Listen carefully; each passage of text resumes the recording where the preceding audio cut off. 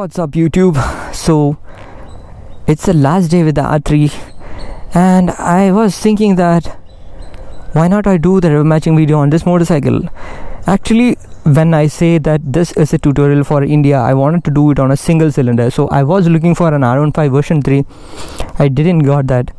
So I thought that why not I do it on the elder sibling. So if you are someone who owns an R15 version 3 or an Apache RTR 160, 200, the Honda 160 series or the Pulsar NS series, the NS 160 and the NS 200, Apache 310, Dominar, KTM RC Duke 390 and of course the 2-cylinder things, you could do this technique. Basically, if you somehow ended to this video and you don't know what rev matching is, I'll explain it to you guys.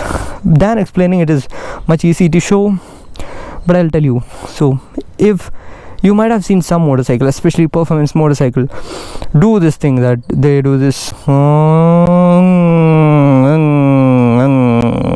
and they stop the motorcycle. So that is called rev matching. When you come down, you do this. If you ask me why you do that, it is more technical. It is there in the description, you could read it, but you don't have to know all the technical details to do that. It's just a fun thing. Okay, and so let's get into the thing which you have came for. So how to do the rev matching? You can do it in 4 simple steps. You might be thinking that why I have turned off the engine and speaking a lot. So in this video, first is the theory session, second is the practicals. So this is the theory session going on, I'll explain to you, then the practical comes. So the first steps is pull on the clutch lever. So it's always, I told you that it happens when you downshift. So pull the clutch lever, step 1, gear down, step 2, blip the throttle. This is blipping, blip. This is step 3, leave the clutch. Step 4, that's it. These are the 4 steps you need to follow, and these 4 steps, if you think that you're gonna do it like 1, 2, 3, 4, it doesn't work like that. In some microseconds or probably nanoseconds, people does it, and that's when that sound comes, like that sound comes then only. So when I say the step 1, actually I'll be so much prepared to shift down. So the step 1 and step 2 is so much close, okay? Like I pulled in, step 2 worked. So the step 1 and 2 is so much close, so that it happens almost at the same time, and I do blip the throttle. You give a rev and you leave it. Then you get that feel. And I wanted to tell you that yes, this is an Indian tutorial and I wanted to focus more onto the single cylinder people out there. So my suggestion is, don't actually go out to learn it. Whenever you ride it to your office or to your college, try doing it on the way.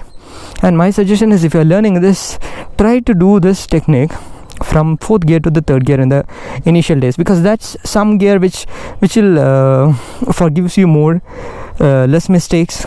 If you're on the taller gear, then I mean you need to be on a very higher rev, you need to be on higher speed, so safety problems. And if you're onto the lower gear like 1, 2, 3, then the bike will chops a lot, so don't do that. So my suggestion is, try this from 4th gear to the 3rd gear. Now just watch some clips about it. So now the practical session starts. So as I told, it's always good to do it from the 4th gear to the 3rd gear, and don't do it in this kind of an RPM. It is way too below. You need to get the motorcycle to an higher RPM.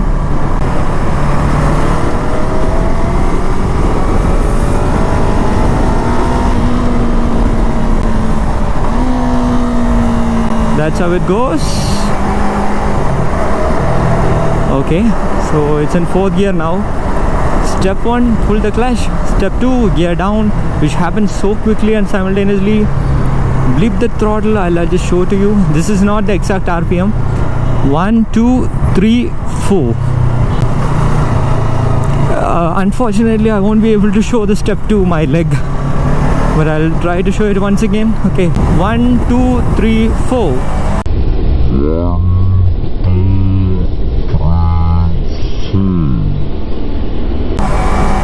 It should be much quicker, then only you'll get that continuity. Okay. Alright, I hope you understood the thing now, and if you have any doubts, feel free to write in the comment. I read every comment and I'll reply back. And I need to tell one more thing.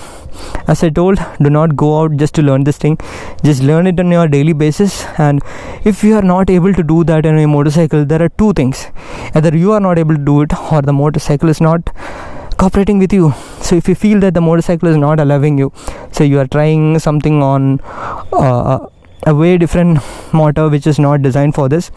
Actually, this techniques works much better on high revving engines which has more valves. So if you have an Enfield, you could do that, but you don't get that kind of a feel, so probably it's not a good idea.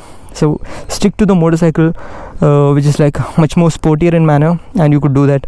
And when it comes down to the again, when you come down to the 150cc, don't try this on a 100cc or 110cc. You might probably sometimes end up in hurting the engine. And ride safe, guys. So if you loved this video, do let me know in the comment section. Show some love in the form of likes and comments. See you in the next video. Goodbye.